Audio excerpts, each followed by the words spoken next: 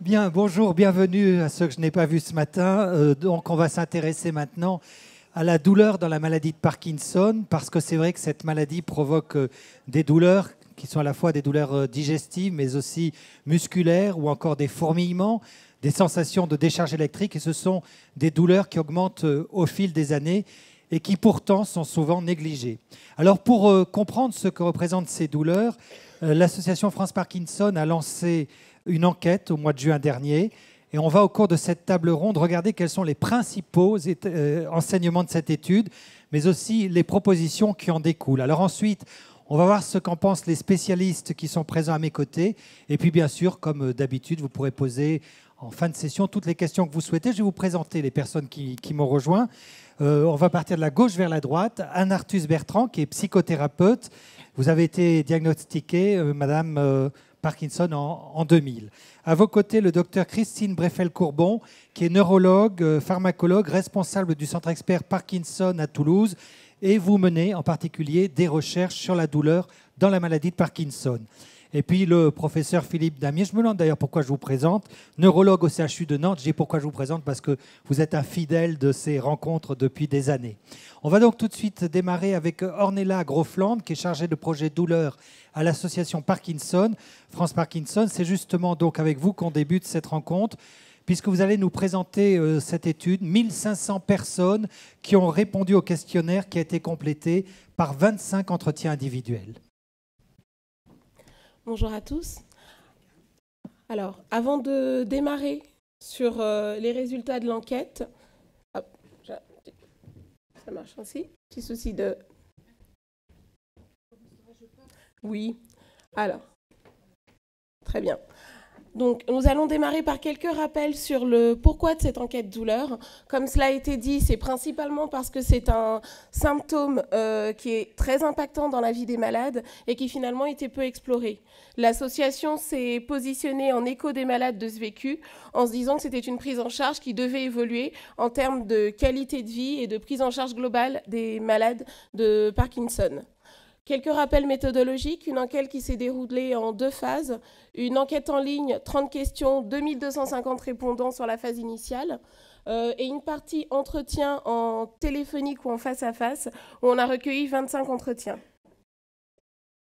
Sur les résultats, sur le profil des répondants, on a presque une parité entre hommes et femmes, 47% d'hommes, 53% de femmes, un âge moyen de 66 ans, et une prédominance des personnes ayant moins de 50 diagnostics, puisqu'ils représentent 40% des interviewés. Quant au profil des répondants, c'est des personnes qui déclarent à 78% avoir des fluctuations motrices et qui font le lien entre fluctuations motrices et douleurs plus importantes. Ce sont également seulement 37% de personnes qui sont prises en charge spécifiquement pour la douleur, principalement parentalgique quand c'est le cas, à 67%. Et c'est un partage à 67%, c'est le neurologue qui prend en charge, et 42% le généraliste. Quand il y a une prise en charge spécifique médicamenteuse, ils ne sont que 36% à observer une amélioration notable, si ce n'est plus, des phénomènes douloureux. Cette douleur, elle a quand même quelques caractéristiques qu'on observe.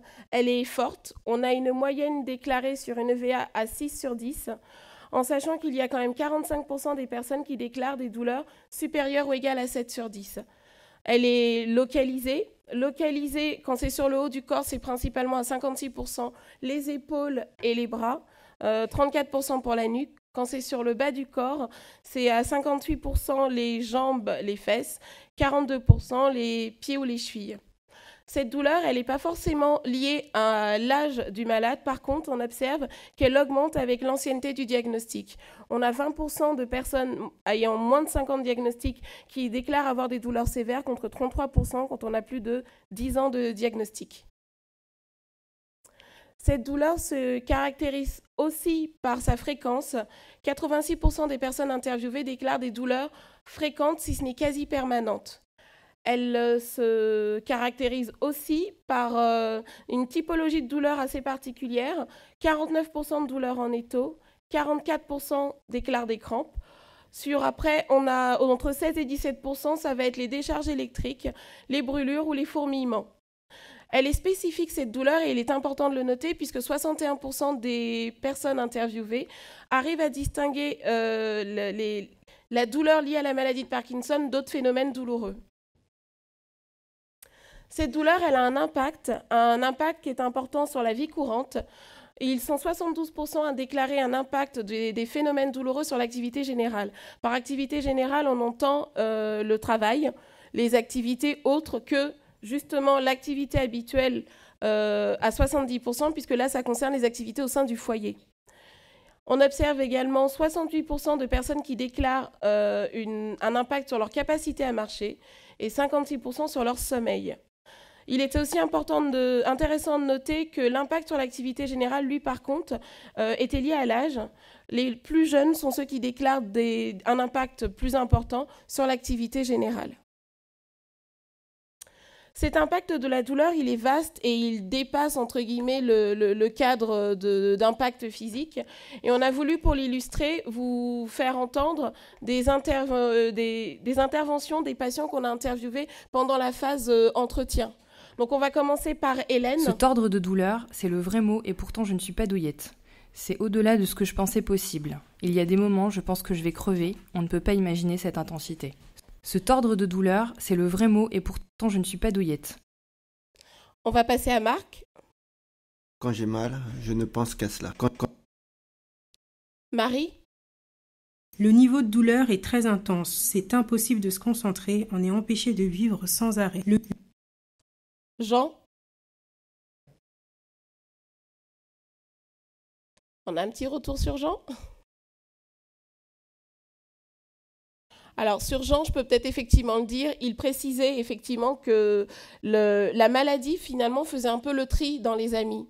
Que supporter, effectivement, vivre avec quelqu'un qui a des phénomènes douloureux, ça crée des tensions. Il y a des personnes qui vont s'éloigner de vous et il y en a d'autres qui vont se rapprocher. Il signifiait aussi, ce qui était assez important, c'est qu'on était avant tout une personne malade avec un handicap et pas juste une personne présentant un handicap lié à la douleur. On peut peut-être passer à Claire. Quand je suis douloureuse, je m'éloigne des autres et je vis seule. On peut passer à Claude. Je sors peu de chez moi, c'est la maladie, la fatigue, le manque de courage pour sortir et affronter le regard des autres. Adeline. En fait, je devrais taire complètement ma douleur car l'exprimer n'apporte que du souci à ceux qui m'écoutent. En fait, là, c'était effectivement pour vous montrer l'ampleur des impacts que pouvait avoir ce symptôme pour les malades de Parkinson. Une des dernières caractéristiques que j'aurais aimé vous montrer. Diapositive suivante. Diapositive suivante, si possible. Non, je crois qu'il est bloqué. Alors, je vais vous l'expliquer. Les dernières caractéristiques de la maladie, déjà, c'était que sur les répondants, on avait 38% de personnes qui déclaraient quand même que leur phénomène douloureux n'était pas compris par leur entourage. Et il y avait aussi un lien fort entre anxiété et phénomène douloureux. Par anxiété, on parle d'une anxiété plutôt pathologique, c'est-à-dire un phénomène d'anxiété qui est récurrent, qui est régulier, qui se vit au quotidien. Et cette anxiété était d'autant plus forte dans 3 groupes identifiés, qui étaient les personnes qui ne se sentaient pas comprises par leur neurologue. Ils étaient 70% à déclarer des phénomènes d'anxiété contre 66% dans la population des malades interviewés. Ils sont 72% à sentir un lien entre anxiété et phénomène douleur. C'est principalement pour les personnes qui déclarent des douleurs quasi permanentes. Et le dernier groupe, c'était les personnes qui déclaraient des douleurs sévères et très intenses. On avait aussi une donnée qui était importante, seulement 4% des personnes interviewées avaient recours à un algologue. Très peu, finalement, ont eu cette prise en charge. Et finalement, devant le peu de prise en charge dont bénéficiaient une bonne partie des patients, puisqu'on l'a vu, c'était 61%, ils ont développé des techniques alternatives, autres que médicamenteuses. Vous avez la diapo. Voilà. Le top 6 des techniques qui avaient été développées, on avait en premier l'ostéopathie et la relaxation avec respectivement 17 et 15%. Ensuite arrive la sophrologie, l'acupuncture et l'homéopathie, respectivement avec 9%. Et pour finir, la méditation avec 6%. Merci. Merci beaucoup, Ornella. Vous n'avez pas été aidé toujours par la technique, donc merci 1000 fois. Docteur Christine Breffel-Cobon, je rappelle donc que vous êtes spécialiste de la douleur. Quand on regarde les chiffres, c'est quand même assez élevé, plus de 50% qui disent des douleurs fortes et localisées. Est-ce que cette proportion vous surprend ? Alors, en fait, non, c'est pas surprenant du tout. La douleur, jusqu'à présent, elle est complètement sous-estimée dans la maladie de Parkinson. Pour vous donner un ordre de fréquence, quand même, on considère, dans les quelques études qui ont été faites dans la littérature, qu'il y a environ entre 60 et 80% des personnes atteintes de la maladie de Parkinson qui souffrent de douleurs chroniques, ce qui est énorme pour une pathologie neurologique. Donc ça, c'est la première chose. Ensuite, la deuxième chose qui est importante, c'est qu'effectivement, l'intensité de la douleur, vous l'avez vu, elle est importante, puisqu'en moyenne, dans cette petite enquête, c'était 6 sur 10. C'est beaucoup 6 sur 10. Et il y avait même beaucoup de personnes qui avaient plus de 6 sur 10. Et avoir mal entre 7 et 10, c'est vraiment une douleur qui est très sévère. Alors ensuite, vous m'avez demandé en termes de localisation. Alors la localisation, c'est compliqué dans la maladie de Parkinson. Pourquoi ? Donc là, on voit qu'il y a des personnes qui ont beaucoup de douleurs au niveau de la partie haute du corps, c'est essentiellement les membres supérieurs. Et effectivement, très souvent, on diagnostique la maladie de Parkinson. En fait, ce n'est pas le neurologue qui voit en premier la personne atteinte de maladie de Parkinson. Souvent, c'est le rhumatologue. Pourquoi ? Parce que, en fait, la maladie, elle commence très souvent par une douleur qui se localise préférentiellement au niveau de l'épaule. Donc les douleurs apparaissent dès le début. C'est un symptôme même potentiellement prémoteur. Donc ça veut dire que c'est un symptôme qui peut apparaître chez beaucoup de personnes avant que la motricité soit altérée. Et ça touche préférentiellement donc l'épaule. Mais comment on explique la survenue de ces douleurs ? Alors là aussi, c'est quelque chose qu'on est en train de commencer à connaître en fait. Dans la maladie de Parkinson, on a mis en évidence qu'il existait un abaissement du seuil de douleur. C'est-à-dire en fait que le manque de dopamine doit altérer le circuit de la douleur et abaisse abaisse le seuil de douleur. Ça veut dire quoi en clair ? Pour simplifier, ça veut dire que quand on a une maladie de Parkinson, eh bien, on a une augmentation de la perception de la douleur. Je vais vous donner je vais vous donner un exemple très simple. Par exemple, si on prend quelqu'un qui a on va dire une sciatique, vous savez, mal au dos, peu importe, qui n'a pas la maladie de Parkinson. Cette personne qui a mal au dos, elle va dire qu'elle a mal au dos et qu'elle va se situer aux alentours de 4 à 5 sur 10 en termes d'intensité. Vous prenez la même personne atteinte de maladie de Parkinson, qui a exactement la même douleur, elle, parce qu'elle a un abaissement du seuil de la douleur, elle va ressentir la douleur de manière beaucoup plus importante. Et elle va se mettre à 7, 8 ou 9 sur 10. Mais est-ce que cet abaissement du seuil de la douleur est connu des soignants ? Alors maintenant, oui, parce qu'il y a des recherches qui ont été faites et qui ont permis de montrer de manière tout à fait scientifique qu'effectivement, il existait un abaissement du seuil de la douleur dans la maladie de Parkinson. Ce sont des études qui ont été faites avec des tests psychophysiques et puis également beaucoup d'imagerie cérébrale.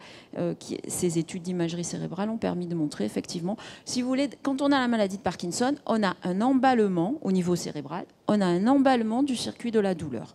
Le circuit de la douleur devient hyperactif. Et donc, ça se répercute et les gens ressentent plus la douleur. Là aussi, je vous cite un autre exemple, parce que j'y pense, parce que j'ai vu un patient en consultation il y a pas longtemps, c'était il y a 10 jours ou 15 jours, qui me racontait quand même quelque chose d'extraordinaire, qui me disait qu'il venait de se faire arracher une dent chez le dentiste. Pour parler de dentiste, comme on en a parlé tout à l'heure. Et donc, il venait de se faire arracher une dent et il était avec sa femme. Et sa femme me dit, mais écoutez, ça a été insupportable parce que après l'ablation de la dent, il avait vraiment très, très mal. Et on a été obligé de lui donner plein de médicaments antalgiques. Vraiment, sa femme me dit, vraiment, je trouve que mon mari, il est vraiment douillé. Et en fait, très clairement, le fait d'arracher la dent chez quelqu'un qui a une maladie de Parkinson, comme il ressent plus la douleur, eh bien, il a tendance à avoir beaucoup plus mal. Et donc, effectivement, il ne faut pas hésiter à lui donner plus de médicaments antalgiques parce qu'il va ressentir plus la douleur que quelqu'un d'autre. Alors, le problème que vous avez, je pense, par rapport à cette maladie, c'est qu'il y a des douleurs qui sont spécifiques à la maladie et d'autres qui ne sont pas liées à la maladie. Et oui. Alors, effectivement, je viens de vous expliquer que dans la maladie de Parkinson, il y avait un abaissement du seuil de la douleur. Ça veut dire que toutes les personnes atteintes de maladie de Parkinson ressentent plus la douleur. Donc effectivement, si elles se cassent la jambe, eh ben, elles vont avoir plus mal que quelqu'un qui s'est cassé la jambe et qui n'a pas la maladie de Parkinson. Ça, c'est une douleur qui est non spécifique. Ça veut dire que toute douleur sera amplifiée. Donc ça, c'est la première chose. Mais en plus, pour compliquer les choses, il y a des douleurs qui sont spécifiquement liées à la maladie de Parkinson. Et ces douleurs spécifiques, ça veut dire qu'elles elles résultent directement de la maladie. Et il y en a là aussi plusieurs types. Donc en fait, quelqu'un qui a la maladie de Parkinson, c'est très compliqué. Il va ressentir plus des douleurs de causes variées et banales. Et en plus, il risque d'avoir des douleurs qui sont spécifiques, que provoque directement la maladie de Parkinson. Alors, est-ce qu'il y a justement des localisations précises? L'enquête disait tout à l'heure, par exemple, ça commence au niveau des bras, au niveau des épaules. Alors, il n'y a pas de localisation précise, mais il faut savoir que les douleurs plus spécifiques, ça veut dire que les douleurs qui sont entraînées directement par la maladie de Parkinson, elles vont toucher préférentiellement le côté qui est le plus atteint par la maladie. Ça veut dire que si quelqu'un commence la maladie de Parkinson, par exemple, par le côté droit, au niveau du bras et de la jambe, eh bien, les douleurs spécifiques de la maladie de Parkinson seront plus au niveau du bras droit ou de la jambe droite. Mais est-ce que vous disposez aujourd'hui d'outils diagnostiques pour identifier ces douleurs? Alors là, c'est un des problèmes à l'heure actuelle. Nous n'avons pas, il n'y a pas d'examen qui puisse mettre en évidence, si vous voulez, les douleurs. Et deuxièmement, ce qui est compliqué, comme je vous l'ai expliqué, il y a plein de douleurs chez une personne atteinte de maladie de Parkinson. Et donc, il faut arriver à identifier quel type de douleur.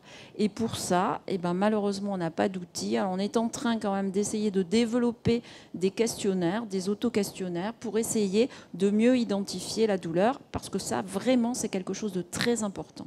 Mais est-ce que vous diriez à chaque douleur son traitement? Et oui, et c'est très important. Pourquoi? Parce qu'effectivement, tous les types de douleurs ne vont pas se traiter de la même manière. Et c'est la raison pour laquelle on prend très mal en charge à l'heure actuelle le traitement de la douleur chez les patients atteints de maladie de Parkinson. Parce qu'on n'arrive pas à savoir exactement quel type de douleur ils présentent. Si on arrive avec des outils, et comme je vous le disais tout à l'heure, par exemple avec des auto-questionnaires, des choses assez simples, si on arrive à identifier le type de douleur, on pourra proposer des traitements plus spécifiques à chaque type de douleur. Et donc, on sera plus efficace. Alors, professeur Damier, je vais vous demander de prendre le micro. Vous en avez un sinon sur la table, mais vous pouvez garder le même d'ailleurs. Finalement, alors je sais que vous êtes vous-même neurologue, mais vous êtes quand même très spécialisé douleur aussi. Vous connaissez bien les problèmes de douleur. D'une manière générale, professeur Damier, est-ce que les neurologues ne sous-estiment pas la fréquence de la douleur chez leurs patients? Oui, alors d'abord, elle est spécialisée de douleur, mais aussi spécialisée de la maladie de Parkinson, Christine. Donc c'est vraiment l'experte sur le sujet. Mais effectivement, vous avez raison, généralement les neurologues vont se focaliser sur les aspects moteurs, sur ceux qu'on connaît mieux, qu'on sait gérer, et oublient un peu toute cette symptomatologie non motrice dont on commence à parler plus depuis une dizaine d'années et qui peut être chez certains patients finalement la partie la plus invalidante, celle qui fait le plus souffrir, donc, et la douleur en fait partie. Oui. Mais où se situe le problème? C'est parce que vous avez du mal finalement à faire la part entre les douleurs directement liées à la maladie et puis des douleurs annexes comme par exemple de l'arthrose? Je pense qu'il y a déjà la difficulté de bien la comprendre. Deux, on va en reparler en termes de traitement. On reste encore assez dans un monde assez inconnu. On a assez peu d'études là-dessus. Et puis, on a toute la problématique de la correction des symptômes moteurs qui déjà occupe beaucoup. On voit un patient en moyenne entre une demi-heure et 3/4 d'heure. Il y a beaucoup de choses à aborder. Ça veut dire clairement que vous n'avez pas le temps de regarder cette question de la douleur? Je pense, oui. Il y a un manque de temps, un manque de connaissances aussi. On avait été surpris quand on avait fait une grande enquête qui était coordonnée par Toulouse. Il y avait Lille, Nantes et Bordeaux qui participaient. On avait pas mal de patients. On avait vu la fréquence de la douleur et finalement le caractère sous-traité de cette douleur dans la maladie de Parkinson. Est-ce que ça veut dire que vous pouvez passer à côté d'une douleur qui pourtant serait un vrai signe d'alerte? Alors oui, certainement. Oui.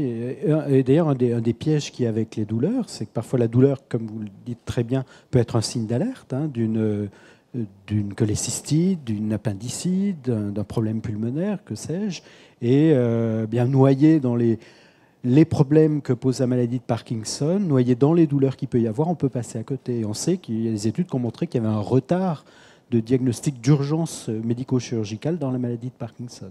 Est-ce que quand vous voyez des patients, ils expriment cette plainte de la douleur, ou est-ce que finalement, ils se disent, bon, je suis avec le neurologue qui va plutôt regarder ce qu'il faut me donner comme médicament pour lutter contre la maladie, et je vais taire quelque part la douleur que je ressens? Oui, probablement. Alors bon, je pense que quand elle est vraiment au premier plan, le patient va en parler, va s'en plaindre.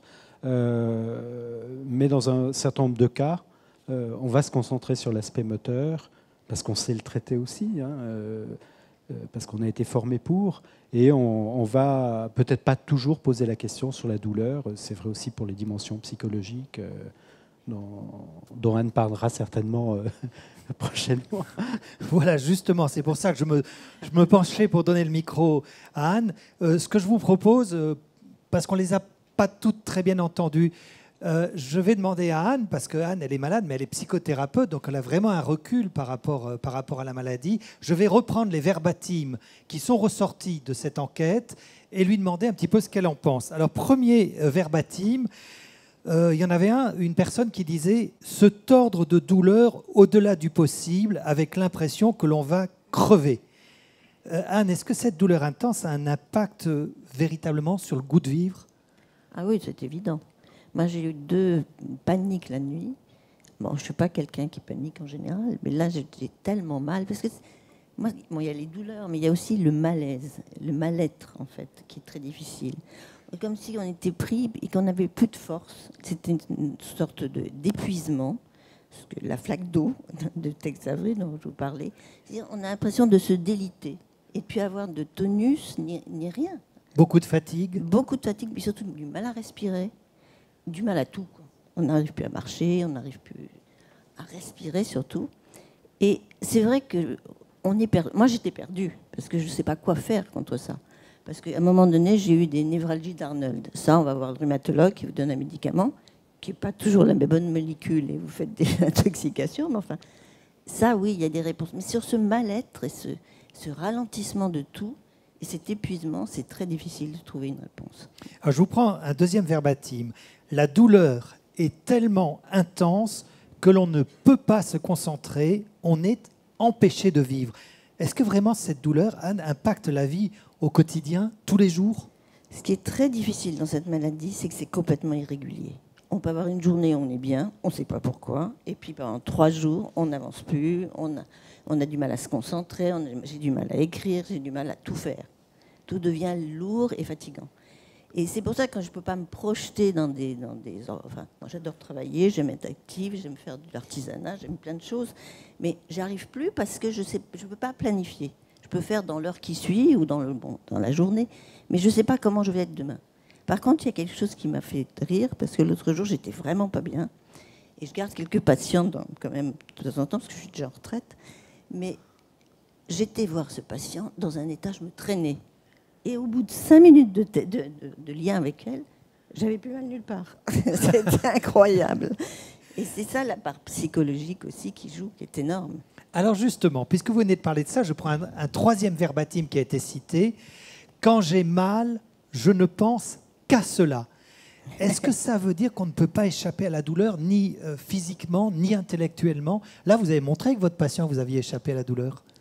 Oui, je crois que quand on est dans le faire avec ou dans la projeter avec l'autre, ça aide énormément. Mais c'est vrai que mon mari pourrait vous le dire, c'est difficile d'avoir quelqu'un qui vit uniquement préoccupé par sa maladie. Mais ça vous prend, on n'y arrive pas. C'est envahissant. Oui. Moi, c'est pour ça que j'essaie de garder plein de petites activités à droite à gauche. J'ai beaucoup de copines autour de moi, heureusement. Parce qu'autrement, on ne vit que ça. Et c'est insupportable, même pour soi. Les autres, ils ne s'en rendent pas compte. Mais pour soi, c'est déjà la hantise d'être que malade. Vous me disiez, véritablement, on se liquéfie au sens littéral du terme. Ah oui, l'épuisement, c'est ce qu'il y a de pire, moi, je trouve. Pour moi, c'est ce qu'il y a de pire. Mais c'est vrai que depuis que j'ai la pompe, ça m'a redonné une sorte de niveau de vie plus agréable. Alors, je continue, si vous Même permettez, s'il y a des vagues. Anne, avec les verbatims. Je dois taire ma douleur pour ne pas créer de soucis à ceux qui m'écoutent. Est-ce que vous pensez que l'entourage est mal à l'aise vis-à-vis de la douleur, que finalement vous ne pouvez pas résumer par de simples mots? Là, le fait d'être psy m'a aidée. C'est-à-dire que j'ai refusé de m'enfermer dans ma maladie toute seule. C'est-à-dire que moi, j'en parle. J'écris dessus, d'ailleurs, dans l'Écho. Et je pense que beaucoup de gens le lisent et ça les aide à se dire qu'on peut en parler. Sans que ce soit une plainte, sans qu'on soit coupable, sans avoir honte. On est malade, mais on n'y peut rien. Ça rend différent. On se voit dans le regard des autres.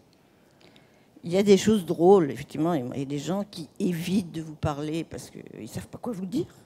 Il y en a d'autres qui vous disent des horreurs, comme « Oh, bah, c'est mieux qu'une phase terminale de cancer. » Ah, je dis bah, « Oui, c'est d'accord. » Non, mais c'est des choses aussi excessives, de temps en temps, mais qui vous réveillent, qui vous disent « Ah non, ça, tu ne me dis plus jamais. » Mais pourquoi? Parce que finalement, ça peut éveiller les propres angoisses des personnes que vous rencontrez. Bien sûr. Ça fait peur, la maladie. C'est pas j'ai mal, c'est que je suis malade. C'est un peu différent. Alors, je prends un autre verbatim. Il y en a encore 3. J'ai pris les 7 verbatims parce que c'est intéressant. Ça montre des aspects tout à fait différents. Quand je suis douloureuse, je m'éloigne des autres, je vis seule. Est-ce que la douleur peut isoler? Bien sûr, un animal, quand il a mal, il se terre, il se recroqueville, il se met dans un petit coin et puis il attend que ça passe. Il espère que ça passe. Moi, on a tous un peu ce réflexe. Enfin bon, j'ai l'impression. Mais en fait, on reste tel qu'on est. On ne bouge plus, mais il ne se passe plus rien. Et en fait, moi, je trouve que le mouvement, le rire, de temps en temps, aide à sortir de ça. Et vous comprenez, à côté de ça, entre malades? Ah oui, moi j'ai rencontré beaucoup de malades, et avec qui je suis copine maintenant. Il y en a une qui se soigne avec de la nicotine, il y en a une autre qui prend 60 médicaments par jour. Mais au moins on échange, on a des choses à partager. C'est plus facile. Parce que c'est une maladie, moi je ne sais jamais. On me dit, mais qu'est-ce que tu ressens? Comment tu as mal? Je ne sais pas comment dire. Vous ne pouvez pas l'expliquer. Non, tant qu'on ne l'a pas vécu, l'épuisement, c'est difficile à faire sentir aux autres. Mais c'est difficile. Alors, une phrase qui ne vous concerne pas, en tout cas pour aujourd'hui. Un autre verbatim qui disait « Je sors peu de chez moi par fatigue et pas peur d'affronter les autres ». Mais plus globalement, est-ce que la maladie impacte sur la relation aux autres? Moi, je suis quand même obligée, de temps en temps, même souvent, de diminuer mon activité. Je sors moins, parce que le problème, c'est que vers 10h, je suis fatiguée, j'ai envie de rentrer. Donc, je force les gens qui sont avec moi à rentrer. Donc, j'hésite. Vous m'avez dit que vous faisiez de la marche à pied, si j'ai bon souvenir. Je fais beaucoup de marche à pied avec les copines. Alors, les copines, qu'est-ce qu'elles font quand vous êtes fatiguée? Elles m'attendent, elles sont gentilles. Elles m'ont dit comment ça va, est-ce qu'on peut t'aider? Non, heureusement, je les ai. Mais c'est vrai qu'on a une vie qui se réduit. Est-ce que finalement, le problème, c'est pas que les bien portants vous comprennent mal parce qu'ils ne savent pas ce que vous ressentez? Bien sûr qu'ils ne savent pas, mais il y en a qui sentent. C'est encore mieux, parce qu'eux, ils savent jusqu'où je peux aller, où je ne peux pas aller. Et surtout, ils m'accompagnent sans me plaindre et sans me culpabiliser. Parce que c'est ça les deux grandes difficultés. Donc c'est important d'avoir des amis parce que ça aide quand on a le courage qui manque? Absolument. Et hier, j'ai rencontré une dame qui avait été opérée.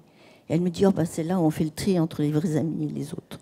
Je dis, moi, j'ai jamais fait le tri. Elles sont toutes là. Eh ben justement, j'ai de la chance. Dernier verbatim, Anne. La maladie fait le tri dans les proches. Est-ce que la douleur peut bouleverser les liens établis? La douleur, pas tant que ça. Moi, le problème, c'est mes petits-enfants. Ma grande difficulté, c'est que de temps en temps, je ne me sens pas la force de les prendre toutes seules. Et en ce moment, en plus, j'angoisse. Donc, l'angoisse, c'est pire. Parce que ça arrête. Mes enfants hésitent à me les donner. Et en même temps, j'aime tellement ça qu'il faut que je m'organise. Mais c'est compliqué. Parce que de temps en temps, je ne peux pas. J'ai plus de force. Et eux, ils ne se rendent pas compte, mais c'est normal. Et dans les relations qu'il peut y avoir entre mari et femme, ça peut aussi jouer. Il peut y avoir même des problèmes de couple liés à cette incompréhension. Je ne parle pas pour Yann. Tellement actif. Vous avez une crème là. Que lui, il n'a pas le temps. Non, mais on a tous nos difficultés à vivre la maladie. Autant les autres, les personnes à côté de nous, c'est pas facile non plus. Et j'en suis tout à fait consciente. Eux aussi, il faut qu'ils changent de vie. Et ça, c'est bon. Il faut le faire à deux, petit à petit. Merci Anne. On vous retrouvera ou peut-être que des gens voudront vous poser des questions. Je voudrais me retourner vers Christine Breffel-Courbon et Philippe Damier. Comment expliquez-vous que la douleur fasse partie des symptômes qui sont finalement peu explorés, peu pris en charge? Vous avez un autre micro, si vous pouvez répondre à deux voix, oui. Je pense que c'est peu pris en charge parce que peut-être qu'on ne sait pas comment exactement le prendre en charge. Ce qui est quand même assez impressionnant dans l'enquête qu'on a vue, c'est que les personnes atteintes de maladie de Parkinson qui ont mal ne vont pas dans les centres antidouleurs. Je trouve que c'est quand même assez étonnant comme démarche, parce que des centres antidouleurs, il y en a partout à l'heure actuelle. Alors, quand même assez. Il y en a peut-être pas dans les petites villes, mais il y en a beaucoup. Dans 3 minutes, vous avez la parole. Oui. Vous pourrez dire le délai d'attente pour la première consultation, ça, c'est sûr. C'est presque aussi long que les centres experts Parkinson. Donc c'est plusieurs mois. Donc c'est ça aussi qui doit freiner, à mon avis. Mais je pense que c'est important d'aller vers les centres antidouleurs, parce que les centres antidouleurs proposent des médicaments. Alors, on peut en reparler, malheureusement, des médicaments pour la douleur spécifique de la maladie de Parkinson. Je suis d'accord avec vous, pour l'instant, il n'y en a pas beaucoup.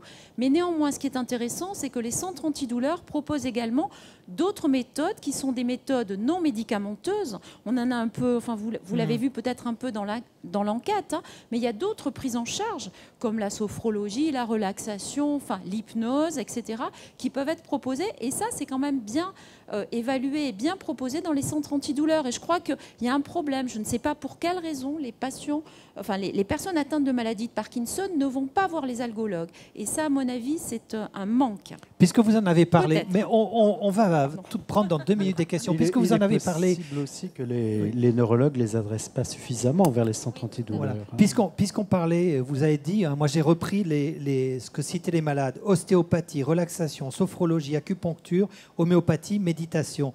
Qu'est-ce que vous en pensez? Est-ce que c'est efficace? Alors, on dispose encore pas beaucoup d'études, c'est toujours pareil. Sur l'acupuncture, il y en a quand même quelques-unes qui montrent l'efficacité, qui ont été pas mal faites.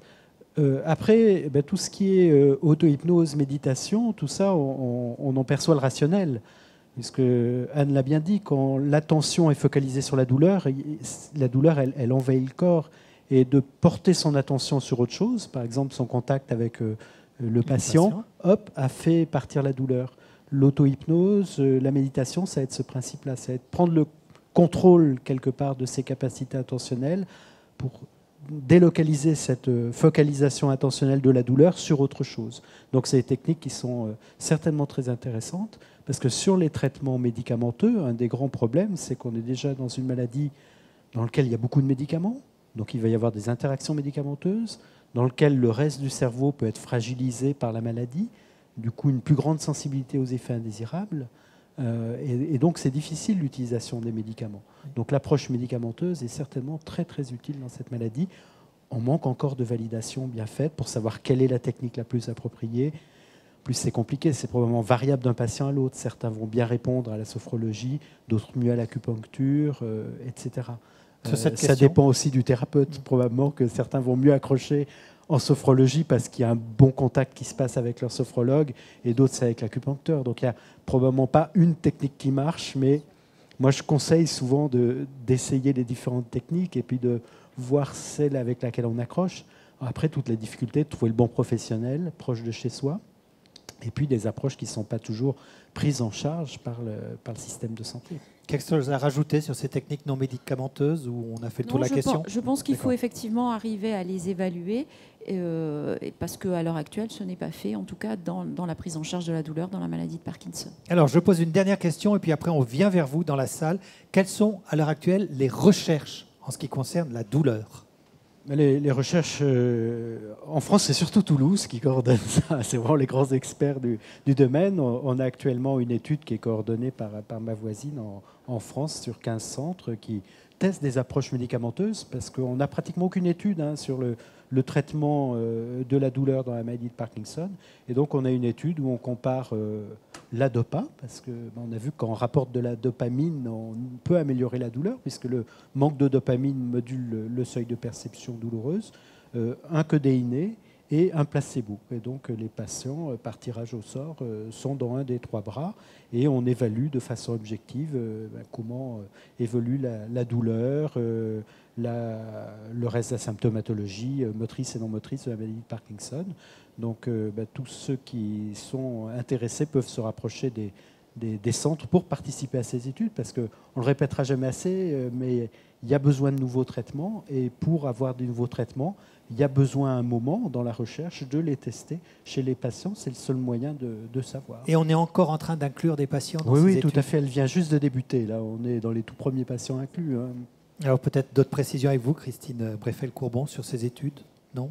Non, Oui. mais je pense que c'est important parce qu'il n'y en a pas beaucoup, comme vous le disiez Philippe Damier, on n'a pas beaucoup d'études sur les médicaments antalgiques dans la maladie de Parkinson. Donc là, ce type d'étude, c'est une des premières études au niveau international. Et donc je pense que c'est important de participer à ce type d'études parce que c'est en faisant ces études-là qu'on pourra répondre et soulager les patients. On va être très concret. Si on veut s'inscrire pour ce type d'études, il faut s'adresser auprès de qui ? Il faut se rapprocher de son neurologue et en parler avec son neurologue. Et lui, il trouvera le centre le plus proche, mais comme il y a 15 centres en France, il y a une bonne répartition sur le territoire. Bon neurologue. C'était d'une précision, Dan. Allez, on va nous prendre 2 micros. Je vais demander aux jeunes filles qui doivent faire passer les micros dans la salle de venir les chercher ici. Et puis, on va prendre vos questions dans la salle.